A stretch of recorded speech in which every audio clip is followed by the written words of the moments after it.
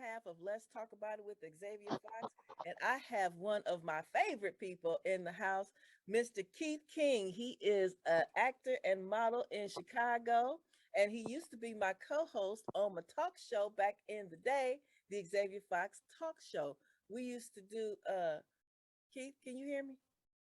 Yes, ma'am. I can hear you. What's What was going the on? name? What was the name of our segment? I cannot believe you don't remember your own No show. No holds holds barred. barred. Yes, we had lots of relationship discussions. Oh my God. Yes, that was before Keith got married and became a good man. But that was when he I was was a a hey, hey, player. hey, hey, hey. I They was a say good pimping ain't man easy, before but for some folks it came natural. That was like the perfect song. All then. right, all right. Yeah. So now I get to actually interview you. This should be good because I know we're gonna veer off the interview a little bit because we know each other. So, Keith, tell the Yes. audience a little bit about yourself. Where you from? You got brothers and sisters. Who are you? Well, I was born and raised in Gary, Indiana. We call it GI for those that are listening. Oh God.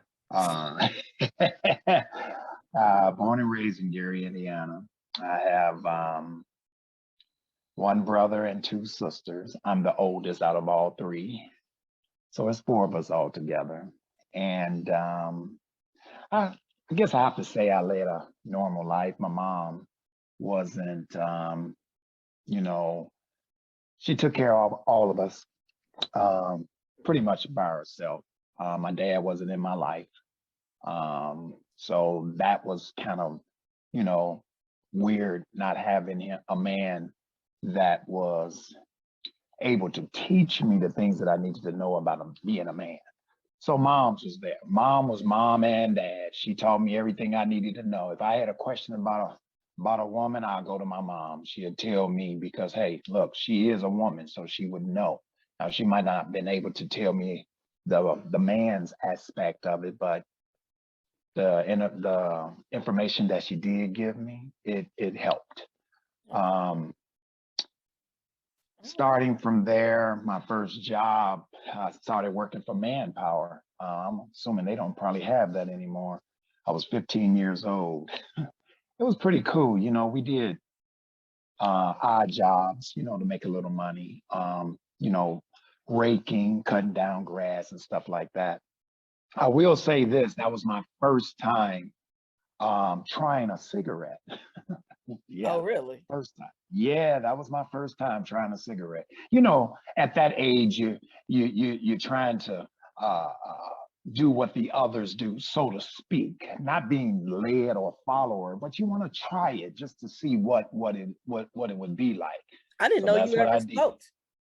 Yeah, I actually three times in my life. I actually smoked three times in my life. First time I was about say maybe 8 or 9. What? My grandfather had cigars, and I used to smell them all the time. So I was like, yeah, the cigar when it first lit to me, or a cigarette, always had a nice smell to me. I don't know why, but it always did. But that was the first time I tried a cigar, and that cigar made me so sick because no one told me. Well, why would they tell me? Because I'm 10 or 11 years old Right. trying to smoke a cigar. You know what I'm Right. saying? So I inhaled it. Oh no. And yeah, I didn't know. So it made me sick as a dog. So I never have I ever put another cigar in my mouth. And I'm 57 years old. So Are you back 57? to the yes, ma'am. I'm 57. I will Good be 58 Lord. in October. Good Yeah. Lord. I've known you Don't hate. forever. So Don't hate. what activities did you participate in high school? You said don't hate. Basketball. Basketball was my favorite. I was in, a group where we had our own group. We called ourselves IBS. It was the International Basketball Stars. Our Okay. colors was gold because the school colors were gold and black.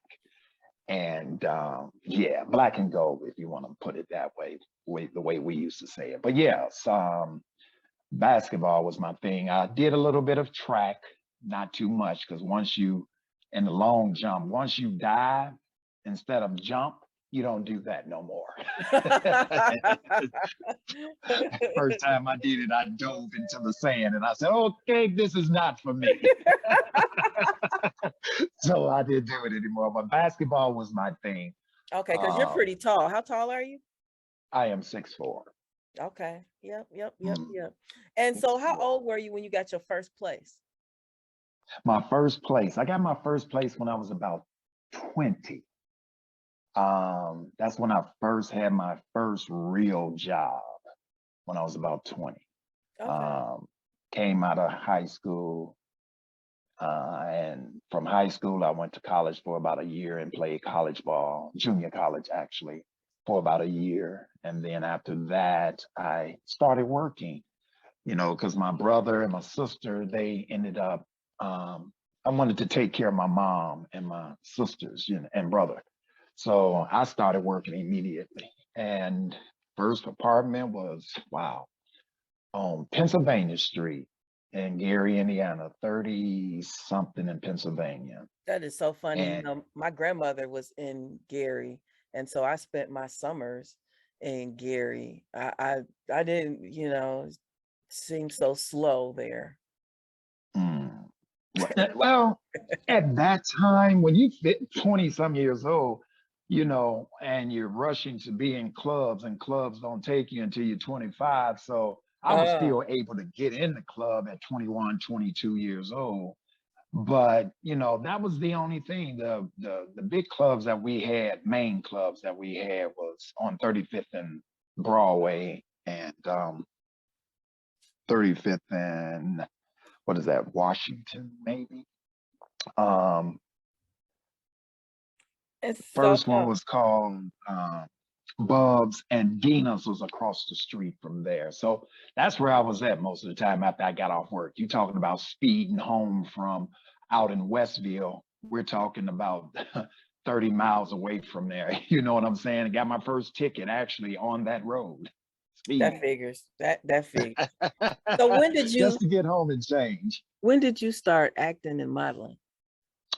And how did you know you could model? Did you like look in the mirror and be like, I am fine? Well, let's first say this.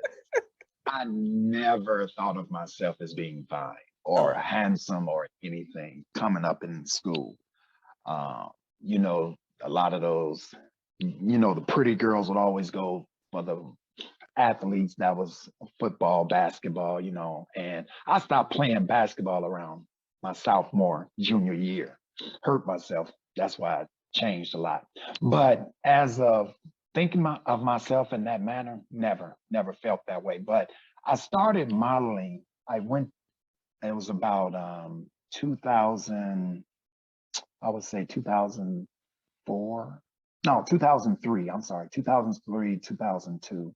I walked into this place at one of the it was at the we called it the boat, but it's the casino. And a couple of girls was doing some modeling for shows and stuff. And they saw me and they asked me to come in and try it. And I was like, I've never modeled before. They said, all you have to do is walk. You don't have to do much of nothing else, it's just walk.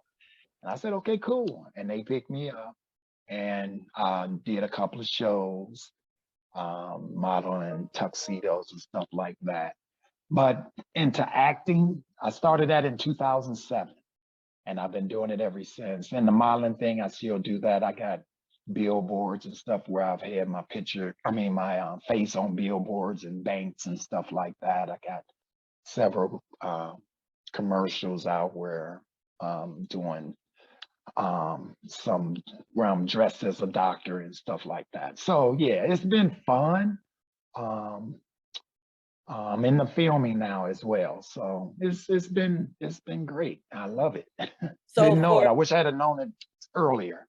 so and in light of what you just said, you wish you had known it earlier. So for the younger people coming up that might want to get into, acting and or modeling, what would be your advice and what would they need to do? Like, do you need a comp card, or what would you advise them to do to get into it?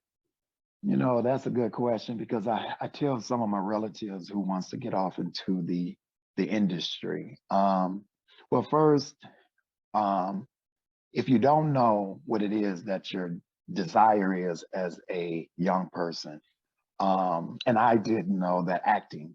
First time I ever did anything being on stage, I was in the fourth grade, and I actually loved it. But sometimes things in your life derail you away from things that possibly God has for you. I didn't know if it was my calling, but once I got back to it, it was great. But if you try something and you love it and you truly love what you're doing, keep doing it. Believe in yourself. Have confidence. Work hard at it. Study your whatever it is that you're going to do. Reading a script or anything like that. And yes, once you get into the industry, yes, you're going to need a com card with your headshots and things that you have done with plays, film, commercials, things of that aspect. So, yes, those are the things you're going to need, and lots of confidence and practicing. I used to look in the mirror because the first time I had to kiss somebody, you want to be able to do it right. You don't want to do nothing that's going to make that person that you're kissing have a look on their face like, oh my God, are you really trying to kiss me?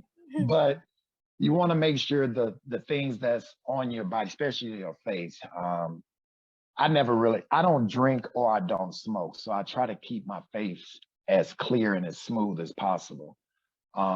So if you do decide to go into the industry, you don't want to have marks and things on your face or your lips being a different color or your teeth being a certain color. You want to be not flawless, but you want to have those things that's going to help you get Mhm. into the industry because they directors and producers and people that see your reel or your auditions, you don't know what they're looking for. It could be anything. So So what just about have those. like for the young people who are getting into it, they don't have anything to put on a comp card. They don't have any previous experience. Is that a negative? Or what would they do in that case if they don't have any previous experience? They just feel like they got to look and, so what do they do? Well, if you're referring to people that are a lot younger than me, like in their teens or, Or their 20s you know, maybe. Somebody well, probably. their parents can help them. They can actually, well, the parents would probably help them get a agent because I do have an agent is Hayes Talent. Um, so they can do it that way too. And the agent is going to give them advice to get comp cards or headshots and things of that. So they are able to show it to other people or producers or writers and things like that. So it's the same way. You will still have to get comp cards. So you Uh, go to a talent agency. yeah, I didn't when I first started. I didn't have a talent agent when I first started. Actually, a friend of mine, her name is Michelle, such a wonderful actress. She is great. Michelle Um, Ivy. Michelle Ivy is absolutely great as well because I've worked with her on film too. But no, her name is she's actually married now. I'm trying to think of her. It's okay. Michelle Michelle. Nicole. Michelle Nicole, that's her name.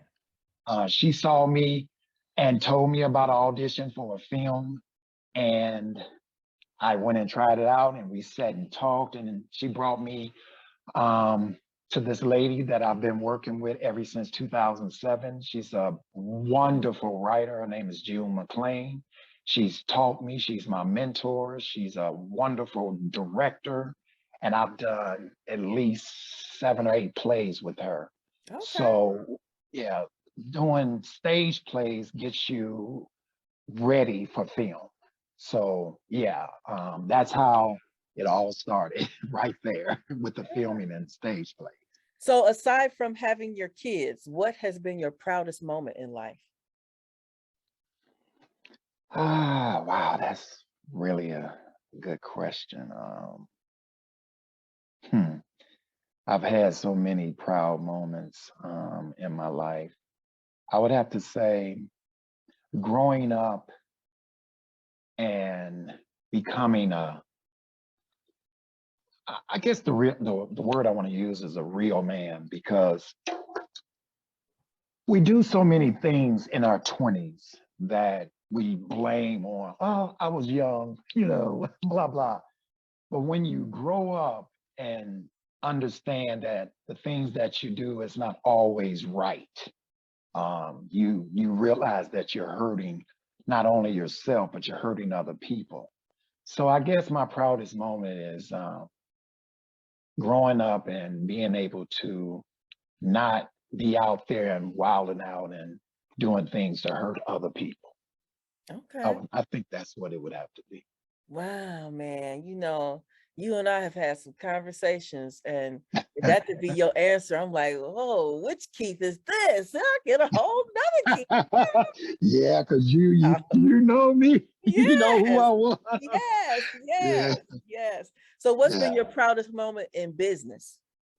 Well, I haven't really started a business as of yet. I am preparing to put forth some ideas that I have into works sometime this year. So as of being proud yet, I wouldn't say I'm proud. I would say that I have been more so, what word is that? Lazy, so to speak, in doing the things that I'm putting that together and doing it expeditiously. But I have, I just been lazy with it and not doing. I can do it, but it's just, What eh. about in the proudest moment in your acting and or modeling career? What have been some of your prouder moments there? My proudest moment, I have two. It's the first time I saw myself on film. When I'm one for not really looking at myself when I take my pictures. Whoever takes pictures of me, if it's, a person that for my headshots or just candid pictures out and about, I don't look at my pictures because I'm still trying to get used to this face or being happy with who this person is carrying around this face. Okay. Um, so that is my first proudest moment is seeing myself on film. And the first time I saw my face still picture of myself in a public place. So that was two of my proudest moments. I bet. Yeah, that especially on a billboard, that sounds awesome. I'm gonna have to get my face on a billboard one day. Mm, Well, I would say let's not. I don't know if I've seen it on a billboard, but my wife, I misstated. It was on a bench, park bench, okay. bus bench. My wife first saw it when she was riding down from Rush, and she saw it on a bench. So Okay. not a billboard, but on a bench. But On the bench. that was even nice. Somebody sat on me and they saw that face first, and they sat on me. So I Well, felt good that about that. hey, you know Hush, what? hush, That hush, that hush. Because I know where you're gonna go with that. that wasn't nothing new. But anyway, let's go on to the next question. So, so what has been your toughest moment in life? um, I would have to say my toughest moment in life is starting over with raising my son. I have a son that's 30, he will be 34 next month, and I have a daughter that's 16. And to start over again with a little one, Mm-mm, mm-hmm. well, I have my oldest daughter is actually she's 37, 38, one of the two. And my baby girl is 16, will be seven. Oh, she's will be 17 this year as well. But to start all over again, Yeah. to have a little guy that, um, especially when he was a baby, because he's 4 now, Mm-hmm. especially when he was a baby, it was like, okay, the crying, when am I have the patience to get up and get my baby and hold him and feed him and change him and bathe him and do all those things, because As a young guy, I had my first child when I was 20. My oldest son was born in 88, so I had him around 87. I got married the first time in 87, and he was born the following year. So I was in my 20s, late, early 20s.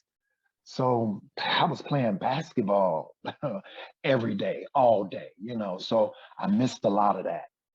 So yeah, right now to be able to go to my son's basketball games like I'm doing, I'm coaching now. I did those things with my oldest son, but I just don't feel that I was around enough like I am now, to be able to do the things that I do with him now, watching him for his first words was daddy, dad, and I remember the day it happened, Mother's Day, so to hear him say that and be there and to watch him crawl from crawling to walking, from walking to running Mhm. and watching him shoot, hitting baseballs and all that, it's just it feels good. So yeah, that right there, I would have to say that's it there. Okay. I'm So proud of all my babies. Love them. I They're can't all good. I can't imagine starting over and having a kid at like 53 or whatever, because that's just like the time frame where you really think you just gonna be chilling and maybe doing grandkids, you know? Well, well, I Yeah. do have a grandson and I love him to life. So whenever she needs anything for him, I'm right there for her. Yep, yep, that's a good. But yeah, starting over, it's not as bad as you because I would have to say the most down moment of my life was when we lost our daughter in Yeah, I remember that. 2016. I Yeah, remember that so too. that I didn't think that my wife and I, especially my wife, would be able to, because we went through so much, you know, and for her to recover from that, I didn't know if she was going to be strong. But you know what? God is amazing. And when he has something for you, it's there and no one can take that from you. Mhm, So mhm. that, when we had this little guy who's a blessing to us, a miracle, because we had our complications with him as well. And that first time I saw him, it just changed everything. And, it's just right there. So I still think of my baby girl, Maria. We both do. I still pray each and every day because I know she's looking down on us and taking care of her little brother, Mhm. So, hey, but yeah, Okay. yeah. All right. So Mhm. this time next year, what do you hope to have accomplished? This time next year, I hope to be on a film that has generated a lot of me to say that I'm out there, because right now, in the past, I've done independent films and stuff like that. But I want to be on the big screen where someone comes to see me um, uh, put my talent out there and they see my talent. So yeah, that's where I would like to be next year around this time. Okay. So And now rich. we always talk about relationships. So I got a couple of relationship questions for you. They of course this is your interview, so it's reflective of your perspective and your experiences. So I'm gonna ask you this question, though I already know this question, but I'm gonna do it like I do it for everybody because this is my standard interview.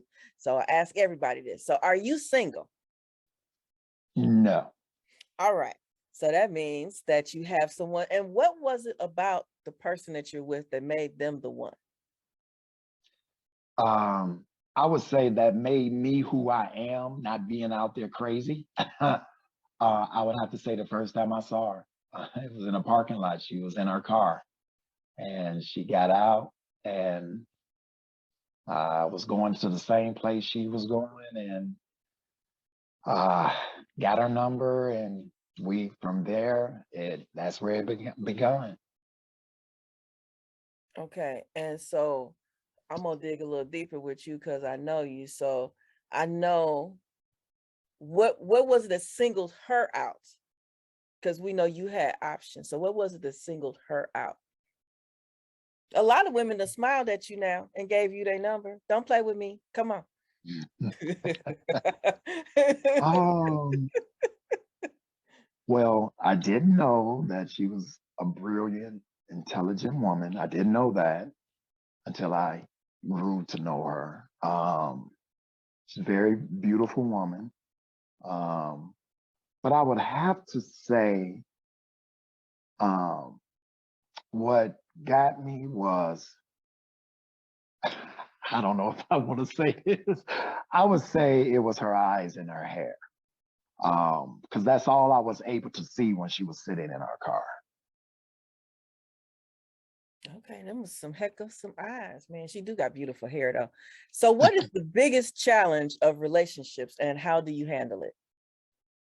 Well, now that I'm in, a relationship of being married, I would have to say the biggest challenge is taking care of this little guy, making sure that he is going in the right direction, um, taking care of your bills, making sure you have a stable home, taking care of the children that are outside, still being able to guide them down the right path because they all going to go their way, no matter what. Excuse me, no matter what. So you hopefully you can still give them some type of guidance that's going to still lead them down the right path. You know, and like I said, all my children are wonderful people in this messed up world that we live in. They don't do anything that's wrong. They all have jobs, except even my baby girl. They all have jobs except for the little one. He needs to get one. But all of them have good jobs and they're doing good, well for themselves. My daughter is still in high school and everything, but she works and she's earning a living and she's understanding the where she has to be when that time comes that she's going to be on her own responsibility. Because I had responsibility early in my life. Early in my life, I left home when I turned 18 years old. So yeah. So that right there will be, yeah, it. Okay. So now we're going to play a little game. Okay. And so all of the people that come on the show, we do this little game. It's fill in the blank. And so you have 60 seconds to complete as many questions as you can. I think my last interviewee got to 9. At the end of the year, I'm thinking about giving out a prize. I don't know what that will be yet, but so it's fill in the blank. So I'm going to ask you the first question and then I'm going to turn on the timer and you're going to have 60 seconds. Okay. All right. All right. When no one is watching, I often Put my hands in my pants. And they can go there with that. It's Now you never messing up my 60 seconds now. it's never okay to Curse around people that are older than you. I'm at my best when I'm Sleep. I learned to never. Take from people. I always keep a blank in my wallet. Money. I would spend my last dollar on. The homeless. When I'm alone, I think a lot. okay. I'm my sexiest when I When I'm dressed up going out. the world need. Oh, dang, that was it. We're going to do the last one because we laughed too long. The world needs more. Love. All right. All right. So you got 9 of them too. All right. So 9 seems to be. I think I could have got them all if you hadn't been laughing for 70 seconds. I didn't laugh for 70 seconds, but that was so funny though.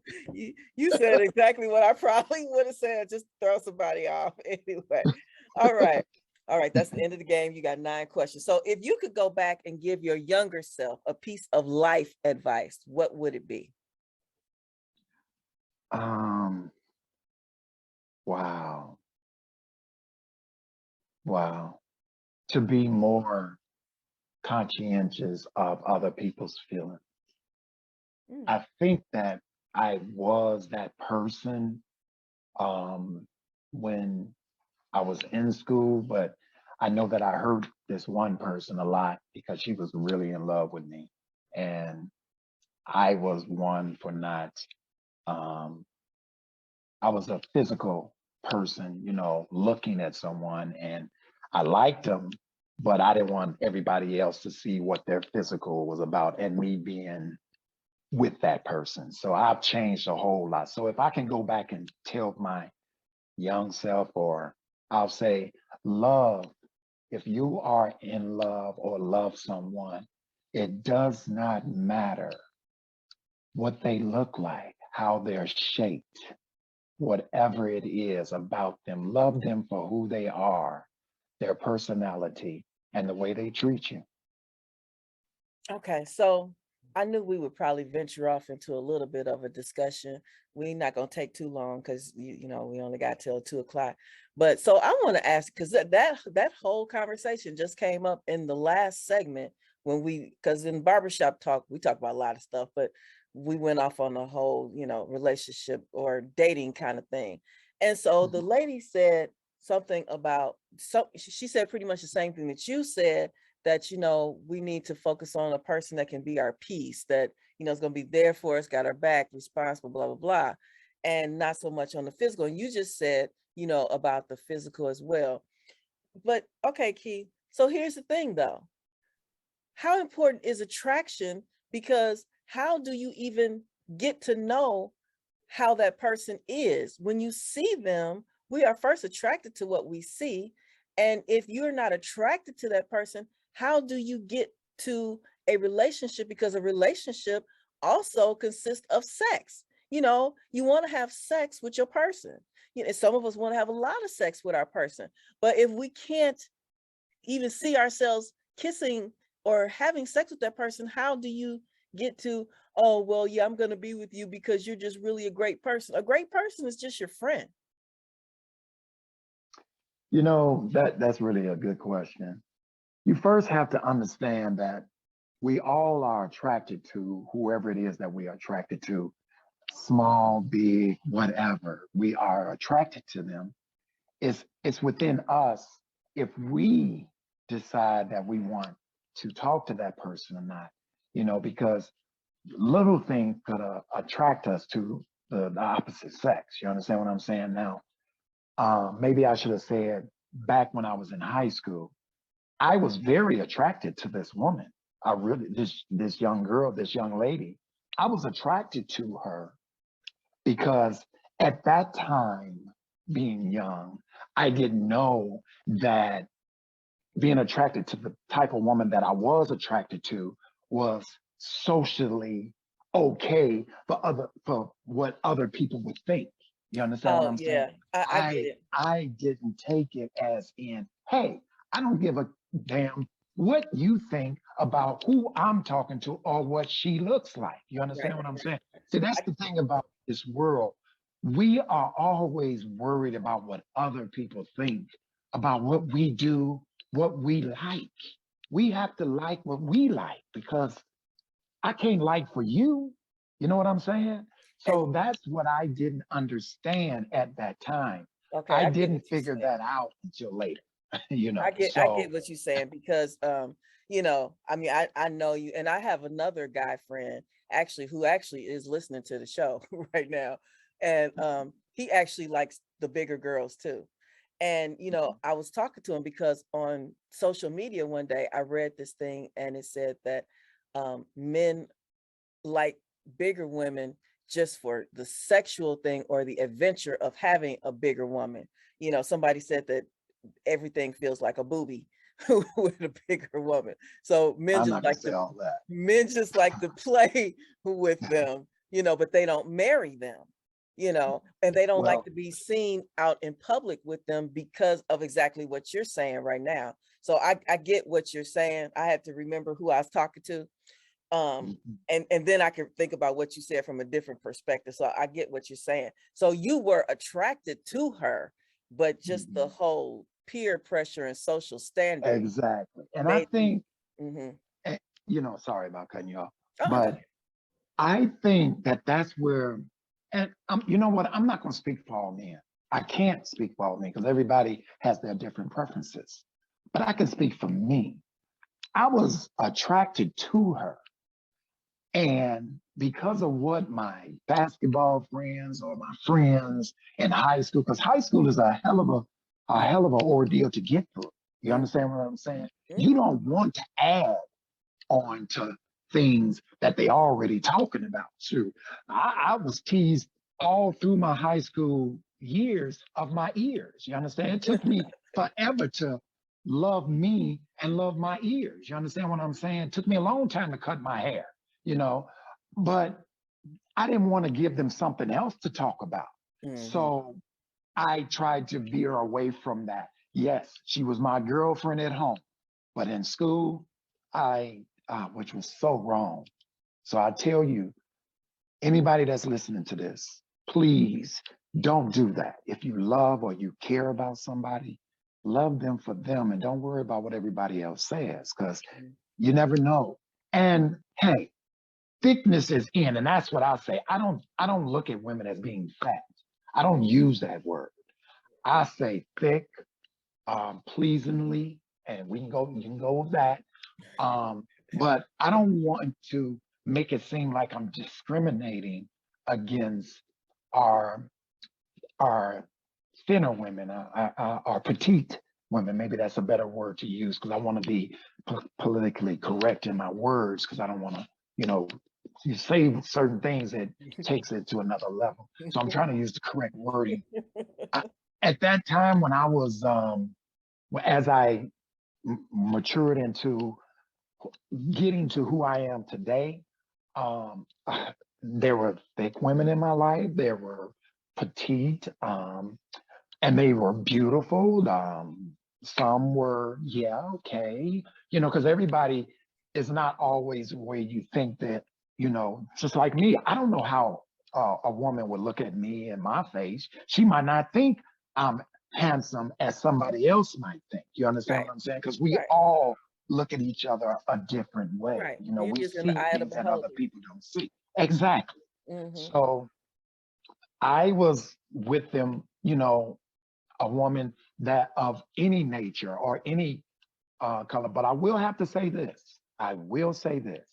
And I'm not going to say I regret it or anything, but I've never been with a white woman in Okay. my entire life. And not saying that I didn't want to, it just never happened, So I just want to tell the guys out there, because a thick woman, even a petite woman, they all have feelings. They all want to be loved just like we want to be loved. Because guess what? We got pot guts. uh, we got double chin sometimes. We want to be still loved, though, right? Yes. So we all are not perfect. We're only perfect in God's eyes. You know, we just have to look at each other in ways that, hey, I love you who you are, and I'm not going to think about what anybody else says. That's it. You That's know the way what's you got to funny? do it. I used to always joke, when we used to do the show, because I've been Hmm. like anywhere from a 8 to a 14, and I could always I used to joke with Will at the time. Whenever Hmm. whenever me and you would tape our show, if you Hmm. came in and said, "Oh, you looking good, X," I'd be like, "Oh, it's time for me to hit the treadmill." I'd put on a little weight. Because you were thinking I was looking at you as being thick, right? I'm like, I already know what you like. And you said, "Oh, you looking good." I'm like, "Oh yeah, let me get the treadmill, whip it out." No, that's not why I was saying it. I was saying it because you did. You looked nice. We was getting ready to be on film, and uh, people look at you differently when you're on film or in person. When we used to have our on stage in person in front of a live audience, which was some of the greatest moments Oh yeah, also yep, in my life. that's nice. Being able to talk to other people, women that had different, you know. aspects of their relationships or relationships. So that it was cool. I loved it. We should get a chance to do that again because ultimately I want to bring the talk show back. I want to bring live audiences back.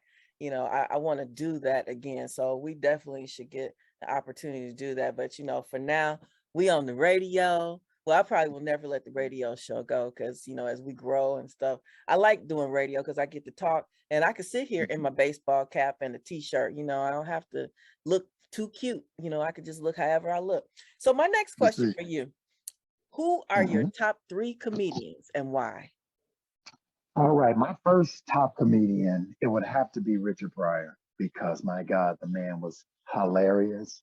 He was funny, and to tell a story and to listen to him lead up to, you didn't know it was going to be a punchline, but it became a punchline, but it was real. You know what I'm saying? Mm-hmm. So Richard Pryor, then watching his movies, I would have to say Red Fox was Okay. also because he brought the vulgar to um, being a comedian.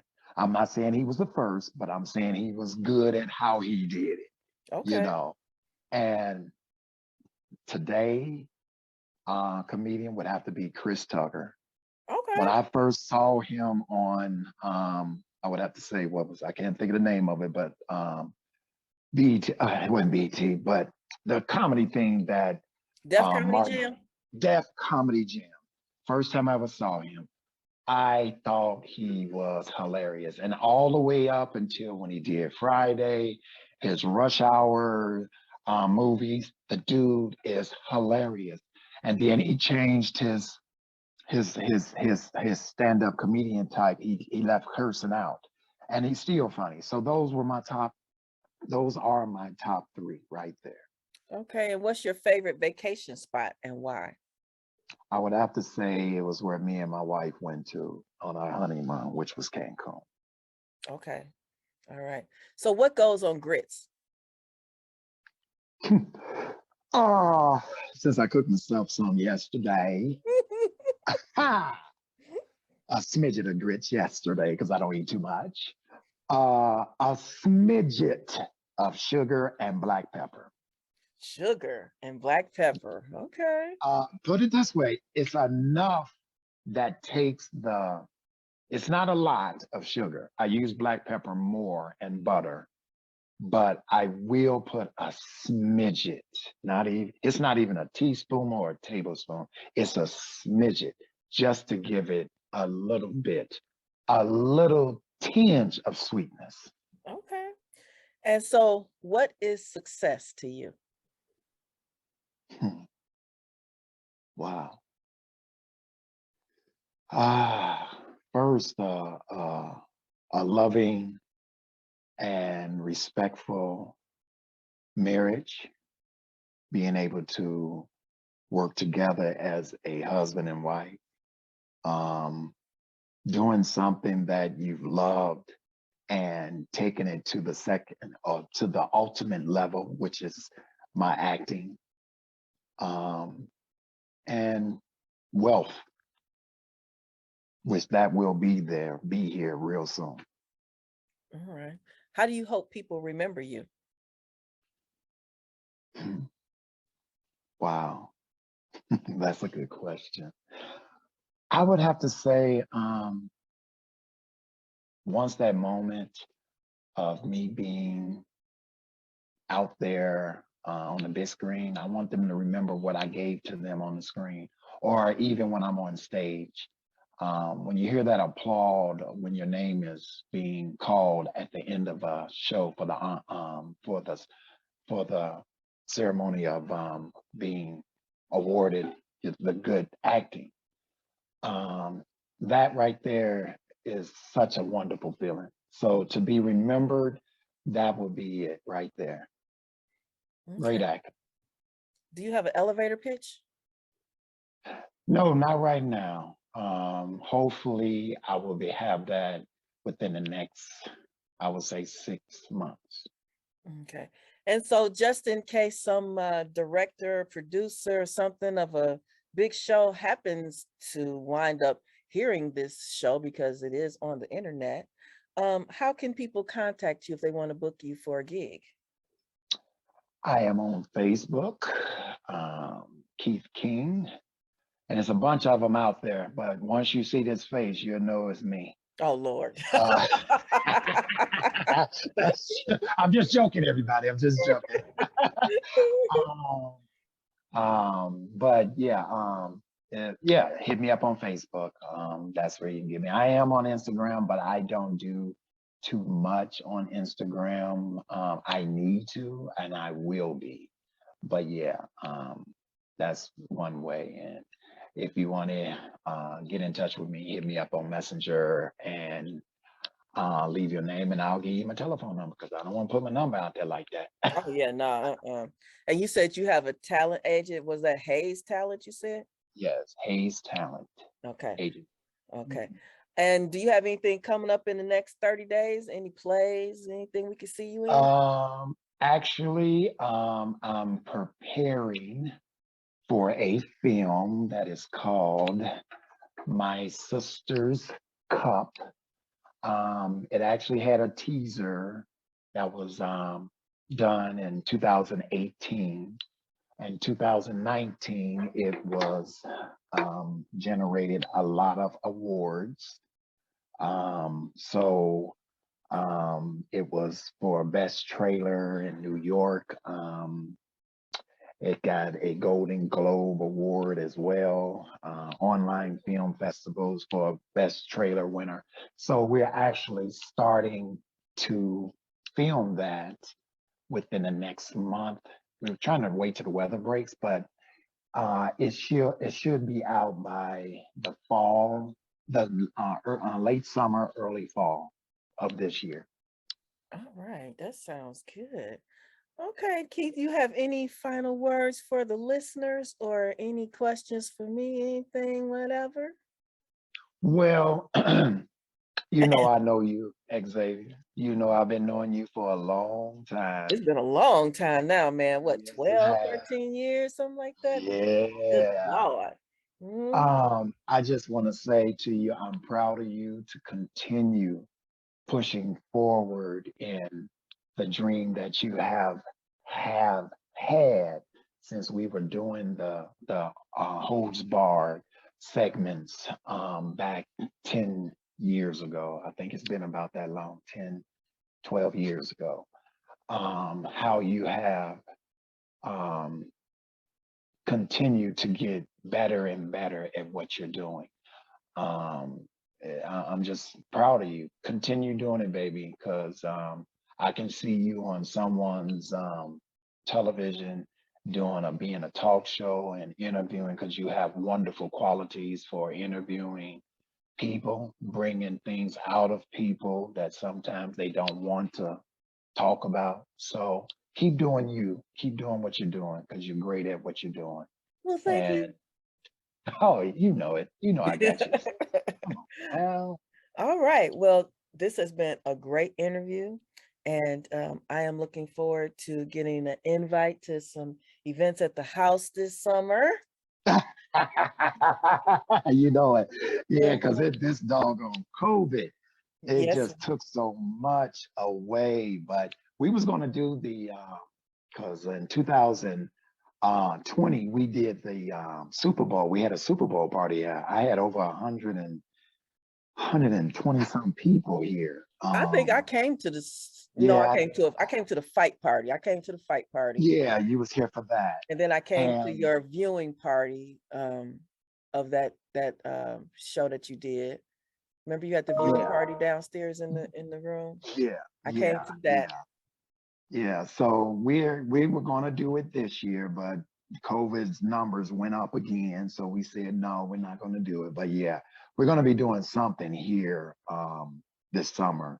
I don't know what yet. The wife is a big planner. She knows how to plan that stuff. You know what I'm saying? So, I'm looking but forward to yeah, it. I will let you know. You're welcome here anytime. You know that. Absolutely, I would hope so. And Yeah, I just want to say I have not had COVID, and I don't plan to have COVID, but I guess nobody does. yeah, But yeah, I've yeah. been good, and I wear my mask. So I will ask you this question. Have uh you had your shot? parents? I will not answer that on air. Ah, You know, yeah. I am holistic, so I don't do Western medicine in general. I haven't done it since I was 18 years old. So in saying that, you know, Western medicine is just not my thing. You know, my grandkids did not get vaccinated when they came out of the womb. We didn't let them inject them with the poison that they put in the kids that causes potential autism and other things. You know, you never know Mhm, if your kid is going to be the one.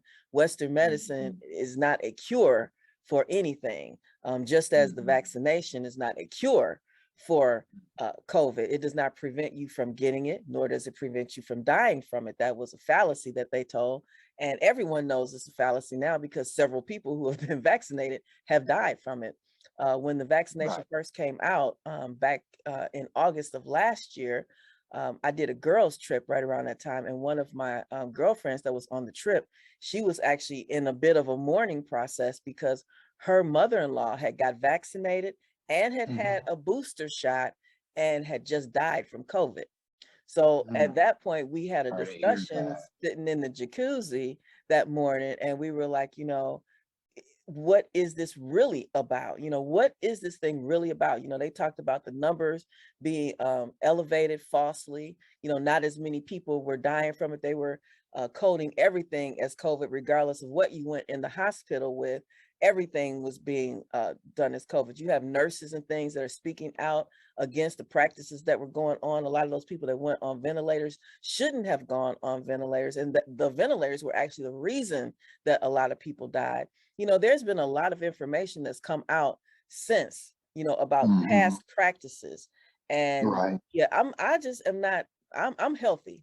I've been Oh no, healthy. hey, I've I stayed am not healthy. judging you. Oh no, Don't think I'm that not I'm. feeling judged. I'm Oh, not feeling judged. yeah. I'm just saying that I have my aunt when I was 12, she pulled Mhm, out her books and stuff because my aunt was holistic. She pulled out her, she died at 96. Um, she didn't even know all the stuff that I know today, but she pulled out her books and she talked to me about taking control of my own health. She said, because doctors are paid to do that and they don't make mhm. any money unless you're sick. Okay. Exactly. Exactly. Exactly. And now that I believe, oh, wholeheartedly. So Oh my when you God. start to talk Yes. about a vaccination where you can still get it and still die, I just don't understand the purpose of it at that point. I mean, you know, Right. it's what it Oh, I is. get it. Oh, So, I get what you're saying. yep. So that's my answer to But that. you know, you are invited here, and you family, babe. So you know, don't you this you whatever we have here, you will know about it. So Okay. And I um, will definitely be there with my I mask, know. depending on how many people you got in there. Because if I go around Right. people, now, see, I know you and Shay, so that's cool. I wouldn't necessarily wear a mask around y'all because that's cool. Hmm. But like when you said you had like 100 people at the house, I would have on a mask because I don't know how they conduct themselves. And the funny Right. thing And about it is that I've told a lot of my friends, I have a little bit of OCD, so I have actually always wanted to wear a mask around strangers because you don't know what they do or what they got. mhm. And Right. now I can Exactly. actually wear a mask and not look crazy because now it's like a mandate. So, you You know, are it's all absolutely good for correct me. on that. We, just look at it this way: we should have been wearing masks out the womb Okay. And that's how I've because always felt you about it. I was never like, know what's yeah, going on. I don't want to be You around never this know what's person. going on with people. I stopped, I took a ride on a Greyhound bus one year, many years ago, like over 20 years ago. I was on a Greyhound bus. And so you are in this space with people, right? And Hmm. there was somebody in the back that was coughing, and there was somebody on the other side that was snoring with their mouth open. It was somebody on there that had gas. You know, I don't know what was Ah! with them. And I swore I would never ever be in a closed up space like that with people again. That was just I really wanted a mask that day. That was just like the most horrible experience ever. And I've never been on a bus again since then because so, that was traumatizing. But yeah, so you telling me you're not gonna catch a flight anywhere? I do take the plane, but I don't take long plane rides. I ain't gonna be on no plane for no 6 hours. I don't know how I'm gonna go some places because Ah, that's what I was gonna ask you. If you I just got my tried to go passport and somewhere. everything. But you know, if I gotta be on a, if I gotta be on a, you know what, I have to take connecting flights because if I got to be on the plane for more than 4 hours, that's just uncomfortable. But you do know, and so the radio audience knows this. You do know that on a 2 hour flight or an hour and a half flight or a 3 hour flight, people still fart and cough Yeah, and sneeze. yeah, yeah. I know, but the planes have that what they call retriculated air. So they like the air You still goes gonna through smell that fart, ain't you? it goes through Uh, a whole filtration and system. you still gonna smell the fart X. You still gonna smell the fart X. I don't care what you say. Because I've been on a plane where somebody farted and I dang near passed out. Okay? So it's gonna happen. Okay, well, I'm just gonna frown up and hope the retriculation system kicks in really quick. How about that? Yeah, well, And you can filter that frown air. up and hope all you want. That fart's still gonna go up your nose. Oh my God, that's just disgusting. That's disgusting. All right, Mr. King, this has been a great interview, a great time as usual. And so I will look forward to this summer and you enjoy the rest of your day. Thank you very much. Talk to you soon, man. Absolutely. All right. Okay, so today is March 18th. If you are listening to a replay of this show, be sure and catch the live shows on Mondays from 7 to 9 a.m. and Thursdays and Fridays from 12 to 2. And we just wrapped up another great show with Jeff Davis and Keith King. Go to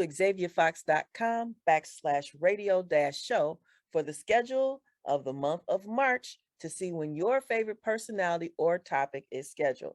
The What's Hot segment on Thursdays is an opportunity for you to rep your city as a correspondent to share upcoming events, celebrity gossip, movies to Netflix and chill with, or a good book to curl up with.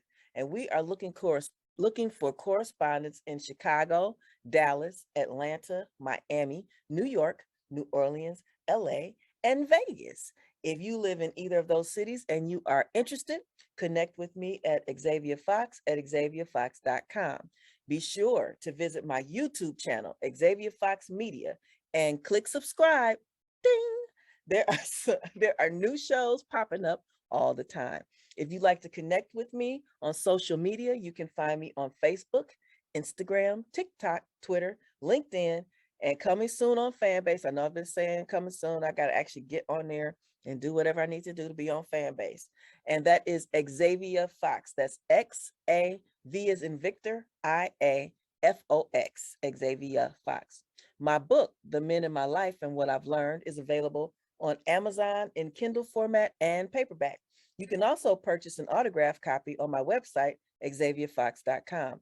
Be sure to visit the website for information on all upcoming shows and events, as well as merchandise such as t-shirts and coffee mugs. So I hope